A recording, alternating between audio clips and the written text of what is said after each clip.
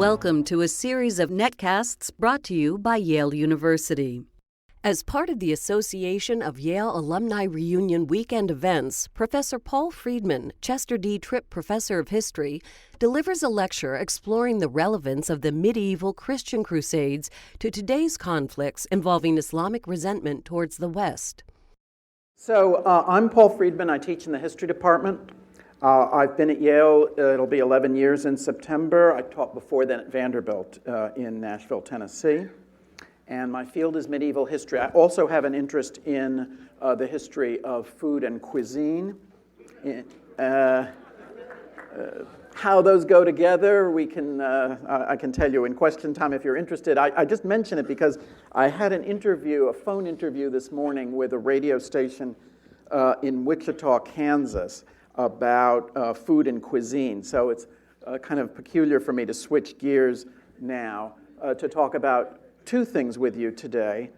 The medieval Crusades and the problem of whether or not they are connected in some way with the impact of militant Islamic movements in the contemporary world. Are they a chapter in a long-standing conflict between East and West? And this dual focus is a little bit awkward, especially as I'm going to argue that the connections between the events of 800 or 900 years ago and the present are tenuous to non-existent. And it's very odd to have a historian, we spend a lot of time preaching at the public or students or policymakers not to ignore history, to take history into account, that a lot of things are only comprehensible in understanding people's motives over time and their historical memories. Here, I'm going to sort of argue that there isn't a historical connection, or at least there isn't the historical connection that is sometimes drawn between the events of the Middle Ages and of the present.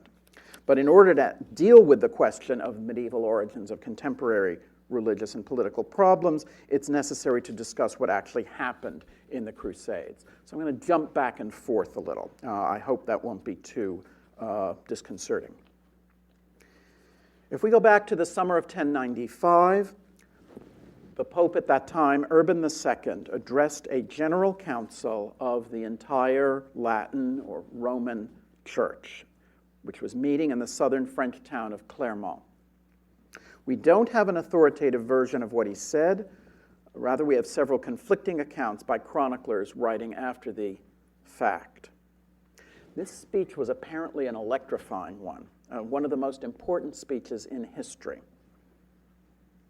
The Pope called for a military campaign, a holy war, to win back the sacred city of Jerusalem for Christianity. In an age with only primitive means of communication, the spread of the news of this plan and the response to it was staggering and rapid. Even from Scotland, a place then considered the end of the earth by chroniclers, soldiers apparently showed up, dressed bizarrely. This is the first description of the kilt. According to the chroniclers, unable to speak any recognizable language, they communicated their purpose by making the sign of the cross. Whether or not this story is true, it shows the spread of this idea. The Pope's speech set in motion what would come to be known as the First Crusade. There's some debate about whether or not Pope Urban had intended to start an avalanche of the sort that ensued, or if he had really only expected a modest contingent of knights to aid the beleaguered Byzantine Empire, who were struggling against the Turks. Whatever his expectations, what he got was a mass movement that included all social levels of the Christian faithful. The fall of Jerusalem to the Crusaders 4 years later in 1099 was considered a miraculous triumph for Christianity, an event of almost literally apocalyptic dimensions. The capture of the Holy City was marked by the killing of nearly all its Muslim and Jewish inhabitants. The First Crusade ushered in a period of battles between Islam and Christian forces in Palestine, Syria, Egypt, and the Mediterranean that included several more large-scale crusades, none of which was, from the Christian perspective, as successful as the first. In 1291, with the fall of the city of Acre, the Christian presence on the eastern Mediterranean mainland was ended, but the spirit of the religiously inspired warfare against the infidel survived in such later phenomena as the fight against the Turks in the Balkans, or the Spanish reconquest of Muslim Spain, or the Spanish expansion of that campaign across the seas to Mexico and Peru. From later histories, we have at least some notion of the topics touched on by the Pope at Clermont. In his speech, Urban II appears to have stressed the atrocities supposedly committed by the Turkish powers that held the Holy Land, describing the horrific torture, disemboweling, and execution of Christian pilgrims.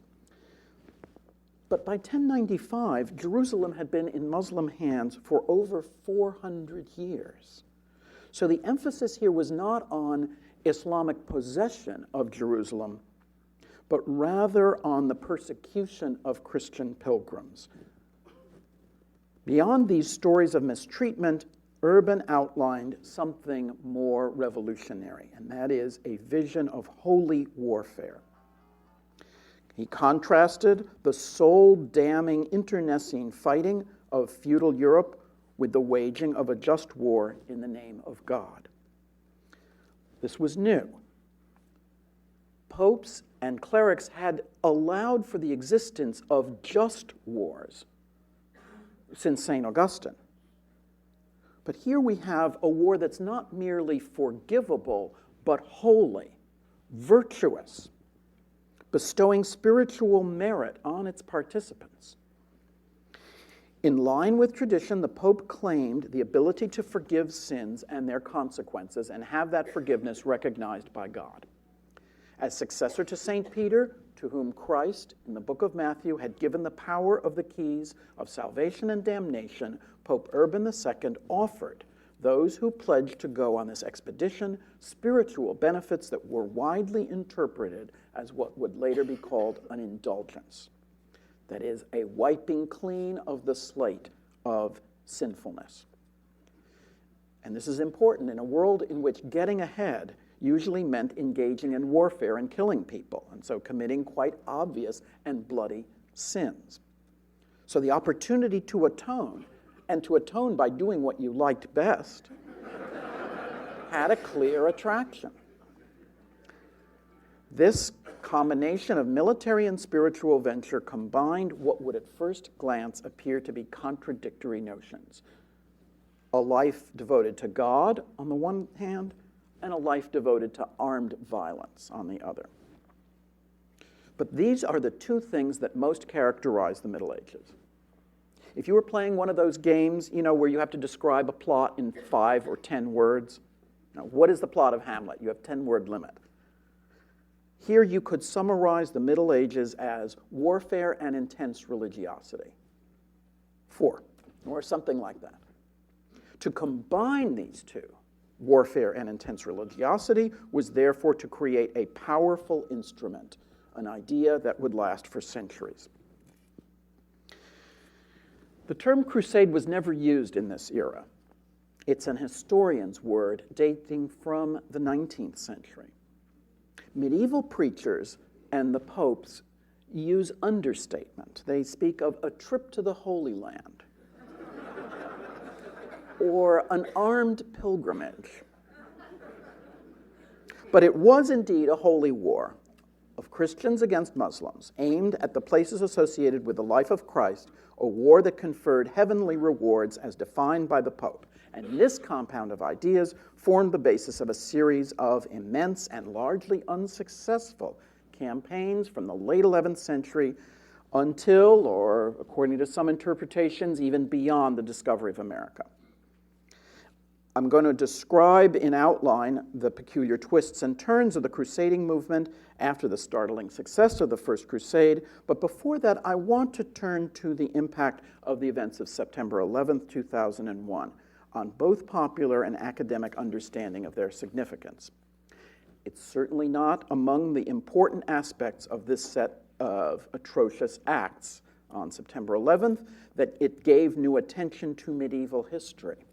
But we who teach this period have noticed the peculiar impact of 9/11.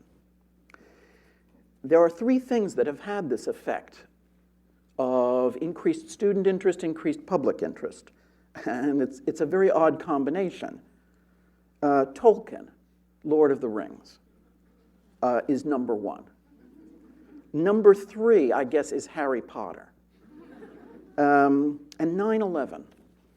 It's a very odd combination. And I'll save remarks about the Lord of the Rings for another occasion, another reunion maybe.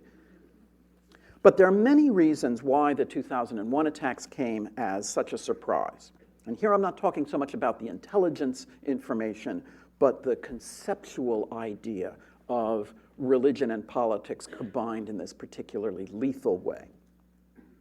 Because in a general sense, the notion of religious violence or religious wars is alien, or supposed to be alien to modernity.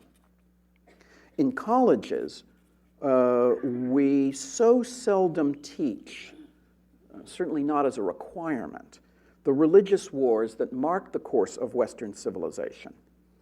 That is, we teach them, but they're in outline, and you're not going to get a lot of student interest in a course entitled The French Religious Wars of the 16th Century, unfortunately. These conflicts between Protestant and Catholicism ravaged Germany, devastated the Netherlands, and eventually recoiled on the great fortress of Catholic militants, Spain. The 30 Years' War from 1618 to 1648 almost destroyed Germany. Yet this supposedly religious war featured such cynical maneuvers as the French simultaneously repressing their own Protestant population while supporting the German Protestants against the Habsburgs.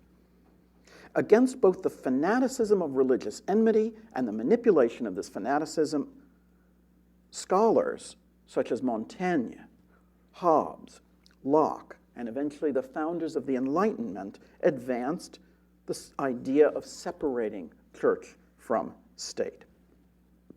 The primacy of religious toleration in the American Constitution and the Bill of Rights is the product of a positive concern for people to form their own opinions and the result of a well-founded fear of equating religion with loyalty, belongingness, or nation.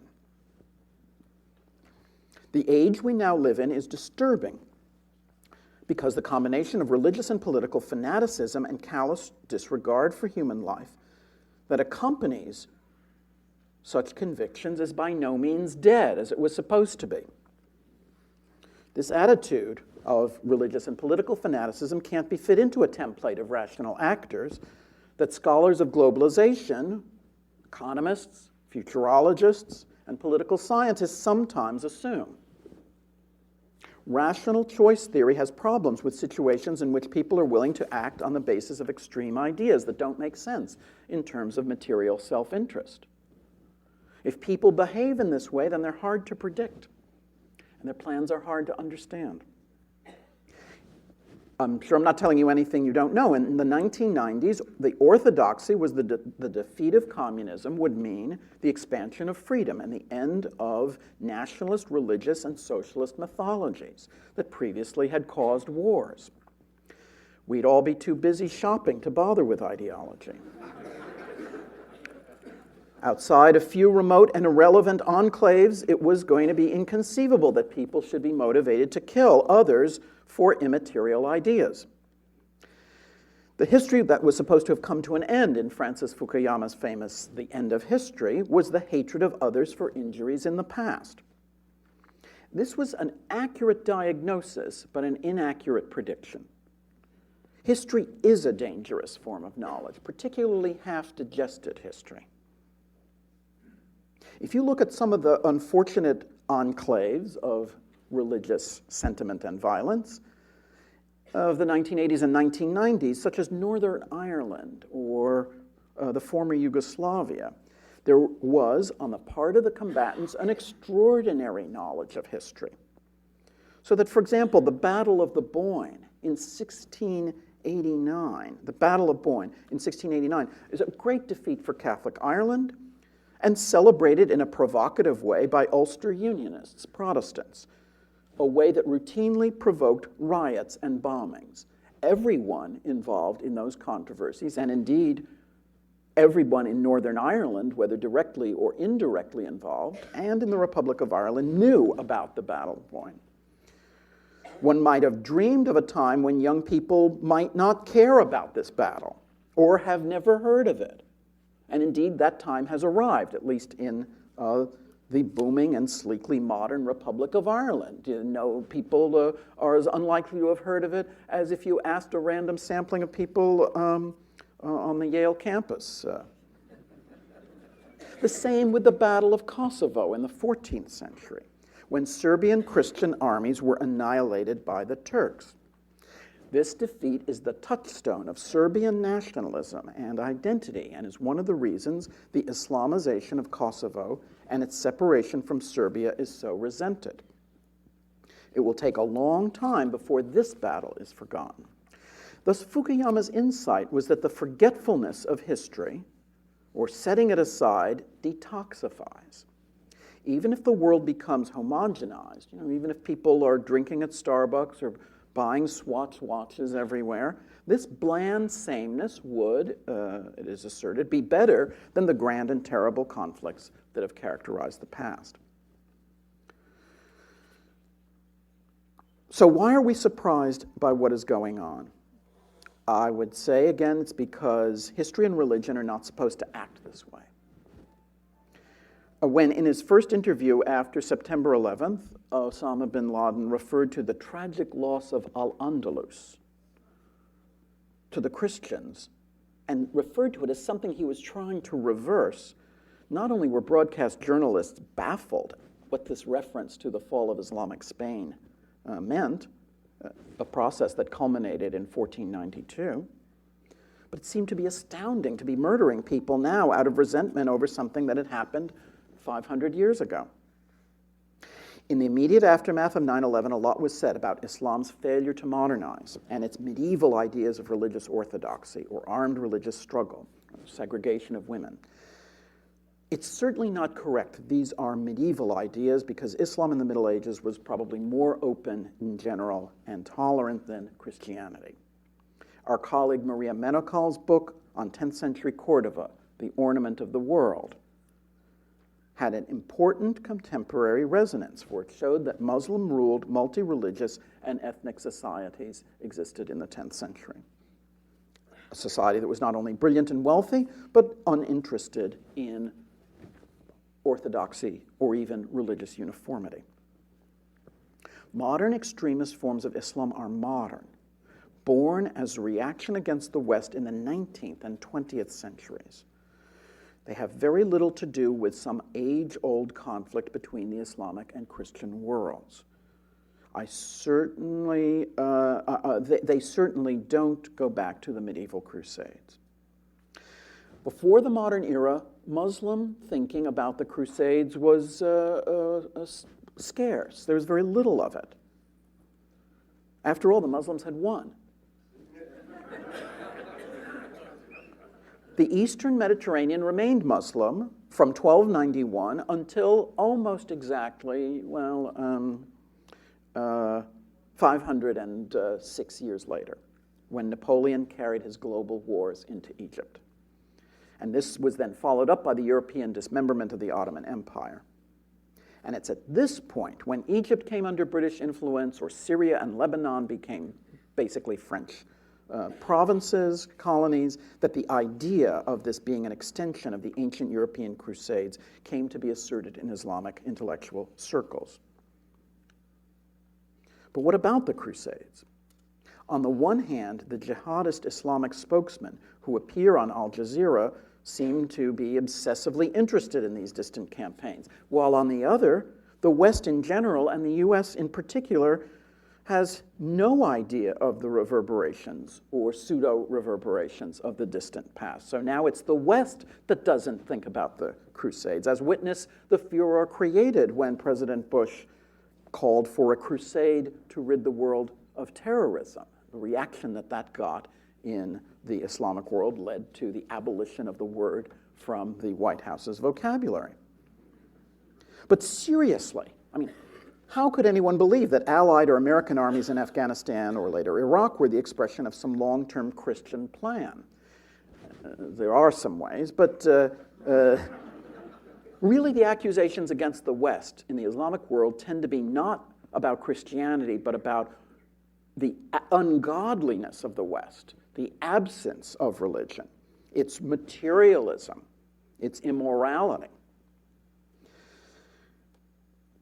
The matter is further complicated by the third religion in this situation, by Judaism. The First Crusade marked the first mass murder of Jews in Western European history. Crusaders passing through the Rhineland towns of Mainz, Worms, and Speyer particularly justified massacres of the Jewish population as destroying Christ's enemies in Europe first, before taking on others in Palestine.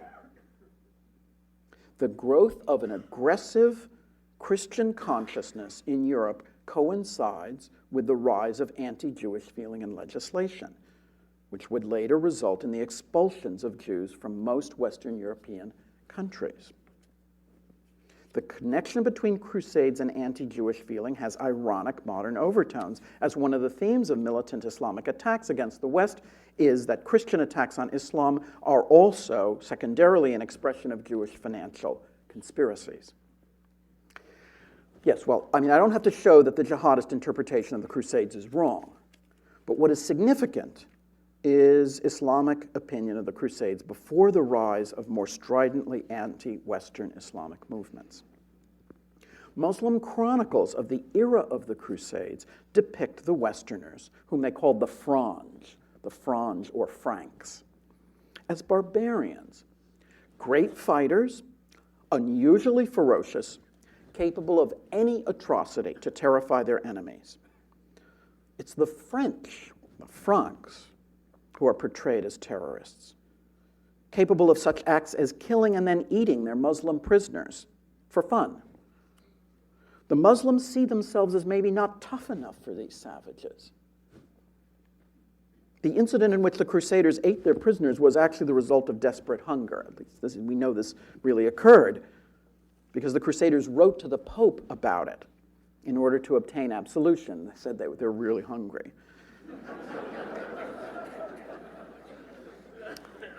In Muslim chronicles, however, the acts of cannibalism show the fanaticism of the Crusaders, who are not, therefore, thought of as religious, but rather as criminals, bent on frightening their enemies by their potential for gratuitous violence under cover of religious ecstasy. After the Crusades, as I said, the Islamic world paid very little attention to them for centuries. Only when the European colonial powers started to take over the Middle East, in anti-colonial writings among Muslims, then the Crusades were brought back as a precedent for European aggression. But the enemy this time was not really Christianity, which was weakening in Europe, but modernization, or European modernization. There was an ambivalence between those who condemned the Islamic world for not taking on science, the embrace of the secular world, and other attributes. But others in the Muslim world condemned all aspects of European influence as sacrilegious. But the latter, that is, this condemnation of European ungodliness, leading to what has been called Islamic fundamentalism, had nothing to do with a real reaction to the Crusades, but to something far more contemporary. What about European attitudes towards Islam? The Crusades notwithstanding, in the Middle Ages, opinion of Islam was not nearly as reverse jihadist as you might expect. Not only were ancient Greek philosophy and medicine transmitted to medieval Europe via Arabic translations of medical and philosophical works, but in matters of fashion and even cuisine, the Muslim influence on medieval tastes and styles is evident.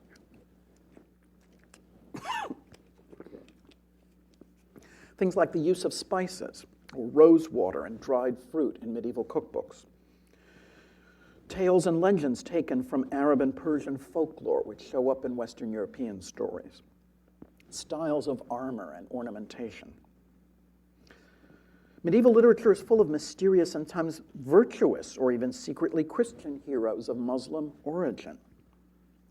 The reason for this admiration of the Muslim world was that it was richer, more urban, more sophisticated, and so copied whatever the intermittent condemnation and motivation to launch crusades. We should not think that history is divided into periods of pure intolerance on the one hand and multicultural mutual appreciation on the other. It's possible to have both simultaneously. Ironically, it was through the Western occupation of the Holy Land that a lot of exchanges of trade, consumer taste, and artistic style took place. They took place over a hostile frontier. But then again, as we see now, the world has an incredible appetite for American commercial cultural products without thereby embracing American values. So let me conclude with a sketchy 5-minute or 10-minute outline of the medieval Crusades.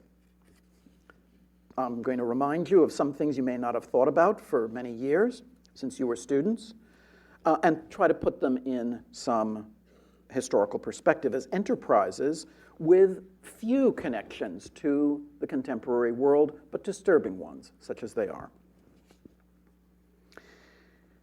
The First Crusade probably consisted of an army of 25,000 to 45,000 people and a kind of disorganized mob attracted by a preacher named Peter the Hermit, maybe 20,000. Peter the Hermit's group was wiped out in Hungary long before reaching the land of the infidels.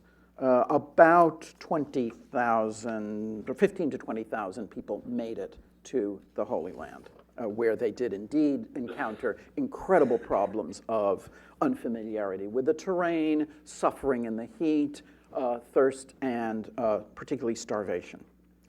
The First Crusade had certain logistical problems, so daunting that it is, if not miraculous, at least surprising that they succeeded in taking Jerusalem. Geographical ignorance, the difficulties encountered by a slow-moving, heavily armored force in rugged terrain, dealing with a more mobile and flexible enemy, having a by no means inept opponent, the Seljuk Turks in particular, supply problems, heat and disease, and unclear leadership, which is not a logistical but a sort of a problem of this crusade. How did they win? They were actually very well armed, very good at certain kinds of large-scale warfare. For example, very good at building siege engines. Italian ships delivered to the shore of Palestine timber and equipment to build the kinds of catapults and also shelters that with ladders that allow you to approach walls. And this is how Jerusalem, for example, was taken. They were very highly motivated, ferociously motivated. They were very good soldiers at both head-on, reckless fighting and sieges, two different kinds of fighting, at which they both were superior to their Islamic opponents, at least in the First Crusade. They were willing to sustain losses that frightened their opponents. And their savagery, their savage treatment of people who didn't capitulate to them, induced many local rulers in Palestine and Syria to make deals with them. These guys were extremely tough. From October 1097 to June 1098, for example, the Muslim city of Antioch was besieged by a crusade army that itself was dying of lack of food and water. It was a contest to see who was going to sort of collapse first. In the aftermath of the fall of Jerusalem in 1099, Crusader states were established, but they weren't unified. So there was a kingdom of Jerusalem, a duchy of Antioch, a duchy of Tripoli, one of Edessa, and so forth. They were kept intact by naval supplies from Italian city-states. So they tended to be along the coast. Even the distance between the coast and Jerusalem proved to be too much to maintain. These kingdoms were never very strong. They suffered from shortages of manpower. Very few people actually wanted to settle in the Holy Land. The idea of a crusade became go there, do your fighting, fulfill your vows, and get the hell out and home. It's kind of like, a 1-week Habitat for Humanity visit. Okay, I hammered that, a couple of boards in that roof, and now I'm going back to Larchmont. I don't mean to be cynical. I take that back. It was, they had a native population, both Christian and Muslim, that didn't like them. The Christian population were not actually Catholics. They were Monophysites, different kind of attitude towards the nature of Christ. And these states themselves feuded. Tripoli didn't get along with Jerusalem, for example. The First Crusade was one of those phenomena, and I would liken this to the Marshall Plan, whose success was so great that people for, in this case, centuries, referred to it as, what could be done if we all got together and did this properly. But it was never repeated, like the Marshall Plan. Remember the Marshall Plan for the cities or the Marshall Plan for overhauling our educational system? None of these things quite are repeatable. They did try. The Second Crusade from 1146 to 1149 was spurred by the loss of Edessa in what's now the Syrian-Turkish border, to the ruler of Mosul in Syria on Christmas, as it happens, 1144. And this shook the West and resulted in the Pope, Eugenius III, issuing a new crusade encyclical and entrusting the preaching of the crusade to the leading Christian spokesman and the greatest orator in Europe at that time, St. Bernard of Clairvaux.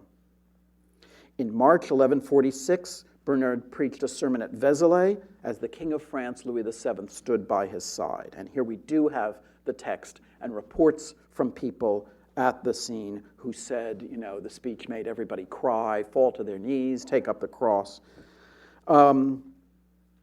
Bernard emphasized this as an opportunity. God doesn't really need our aid. He could take care of this another way. But what he is offering us is a way to save our souls on his behalf. This is a ruler's crusade, unlike the First Crusade, which was led by nobles and knights. The King of France and the German Emperor went together and then separated. The Emperor of Germany was badly defeated in Asia Minor, and the King of France then sailed from Germany down the Danube to the Black Sea in Constantinople.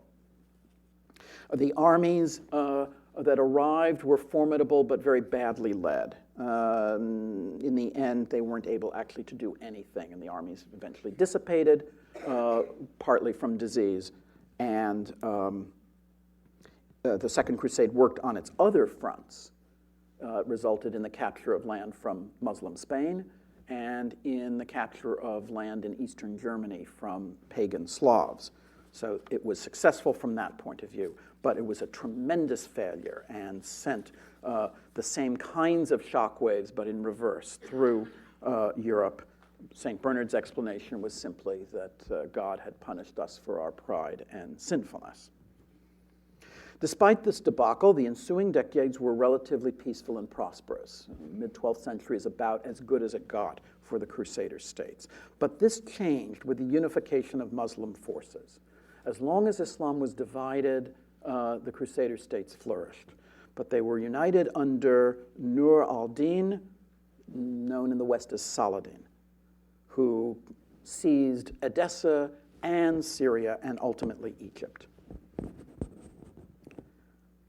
From 1174 to 1185, Saladin controlled this territory while the Kingdom of Jerusalem was ruled by Baldwin IV, who had the misfortune to have leprosy. Under him and his successors, factionalism divided the Christian forces. Violently reckless noble Reynald of Chatillon broke the truce with Saladin. The latter attacked.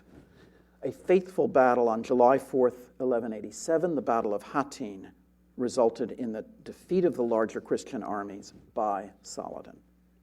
Saladin killed Reynald of Chatillon with his own hands, and captured and ransomed the other crusade leaders. And he seized Jerusalem, notably not massacring the inhabitants, even though it had not heeded his surrender offer. The patriarch was allowed to leave with considerable treasure. 7,000 Christians were ransomed. And again, another crusade was proclaimed. The ruler of England, Richard the Lion-Hearted, the ruler of France, Philip Augustus, and the Emperor of Germany, Frederick Barbarossa. A very formidable group, all three tremendously famous and important rulers.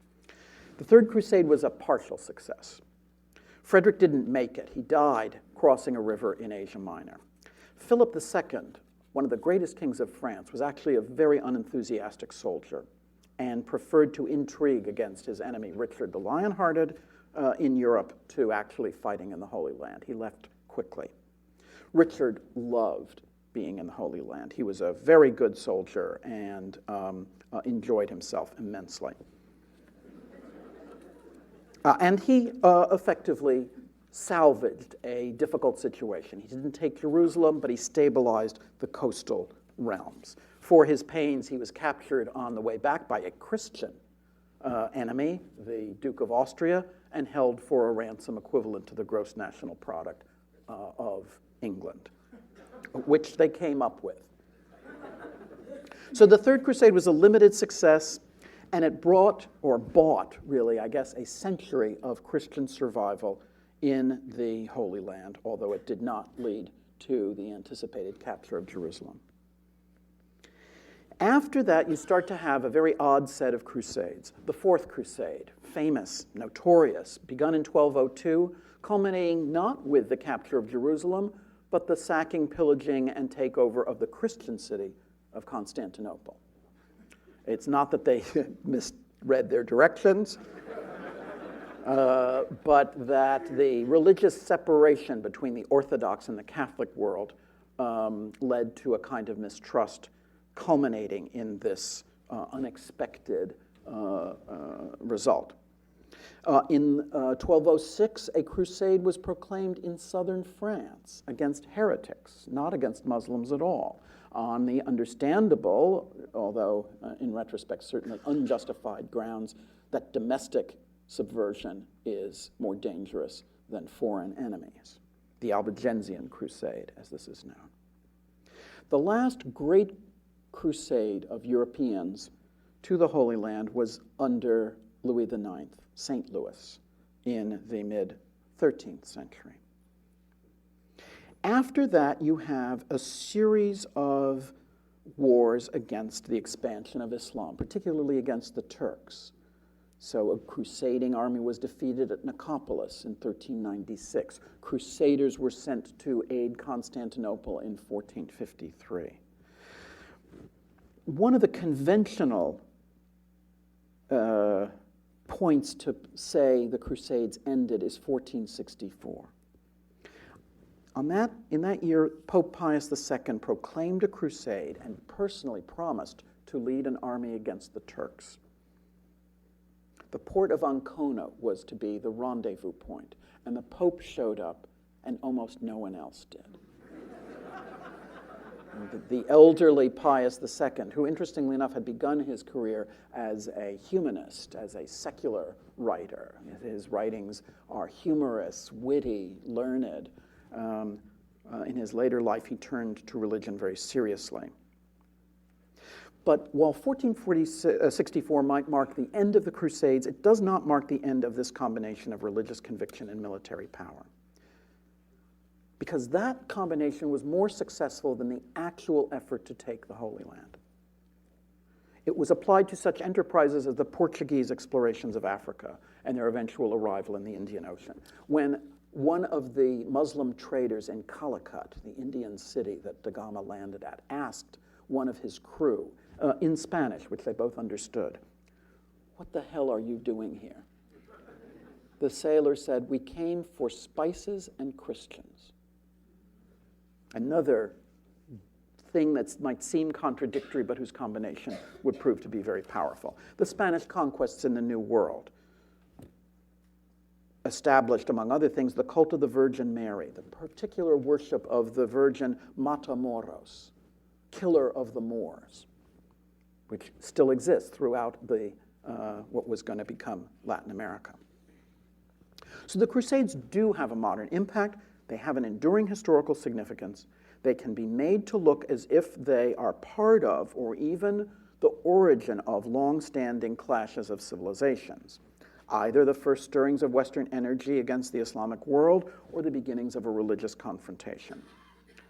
In the West, we've tended to be either forgetful or embarrassed. As I said, the powerful don't tend to be too disturbed by historical processes that seem to work for them. The Islamic world has been preoccupied with the Crusades because the Islamic world has been worried about its erosion by Western modernity, colonial expansion. As I said, I believe this resentment is modern, recent, and that before that, insofar as the Muslim world remembered the Crusades, they were the complacent ones, remembering them as a victory. It's one of the many ironies of history that this question of the Crusades is so twisted up in memory that the victors and losers tend to exchange places. The Crusades are then a series of world-shaking events of lasting import, but not, to use Barbara Tuchman's phrase, a distant mirror of our times. So that's my talk to you today. Thank you. This has been Professor Paul Freedman, Chester D. Tripp Professor of History, speaking about the relevance of the medieval Christian Crusades to today's conflicts involving Islamic resentment towards the West.